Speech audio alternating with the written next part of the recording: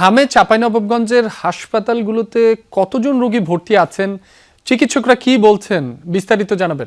রাব্বি, চাঁপাইনবাবগঞ্জ জেলা সদর হাসপাতালে আমি এখন আছি। এই হাসপাতালে আজকে নতুন করে 29 জন রোগী ভর্তি হয়েছে। হাম আক্রান্ত শিশু যারা রয়েছে 29 জন।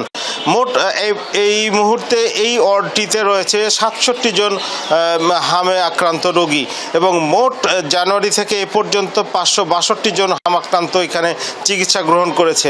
আমি যদি আপনাকে একটু দেখাই যে এই হাসপাতালের শুধু কি বলে ওয়ার্ডে নয়, করিডোর, সিঁড়ি সব জায়গাতে কিন্তু রোগীর ছড়াছড়ি এবং এটি সবচাইতে সমস্যা সেটি হচ্ছে হাম যেহেতু একটু ছোঁয়াচে রোগ এবং এটা থেকে অনেক শিশু আক্রান্ত হয়। সেই ক্ষেত্রে এই যে অনিরাপদভাবে জায়গা সংকুলন না হওয়ার কারণে অনেক রোগী কিন্তু এখানে হাসপাতালের করিডোরে এবং বারান্দায় অবস্থান করতে বাধ্য হয়েছে। এইটাই কিন্তু ঝুঁকিপূর্ণ একটা দিক। এই ঝুঁকিপূর্ণ দিক যতক্ষণ পর্যন্ত সমাধান না হবে এই ক্ষেত্রে ঝুঁকিটা রয়ে যাবে।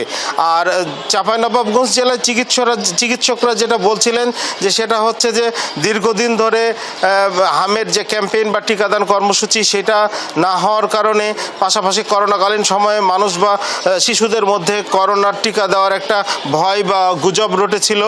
পাশাপাশি মায়েদের ব্রেস্ট ফিডিংয়ের ব্যাপারটি যেটি রয়েছে এই জায়গাগুলোতে কিন্তু আসলে মায়েদের ব্রেস্ট ফিডিংয়ের জায়গাটা ঘাটতি রয়েছে, কারণ 6 মাসের নিচে অনেক শিশু কিন্তু এখানে কি বলে ভর্তি রয়েছেন এবং এই জায়গা থেকেই অনেকটা অনিরাপদ বলা যায়। এবং চাঁপাইনবাবগঞ্জের যে জায়গাগুলোতে বেশি ছড়িয়েছে হাম আক্রান্ত রোগী সেই জায়গাগুলো তো কেন ছড়িয়েছে জেলা সিভিল সার্জন কিন্তু এখনো বিষয়টি বলতে পারেননি। তিনি বলছিলেন তারা এই বিষয় নিয়ে তদন্ত করছেন।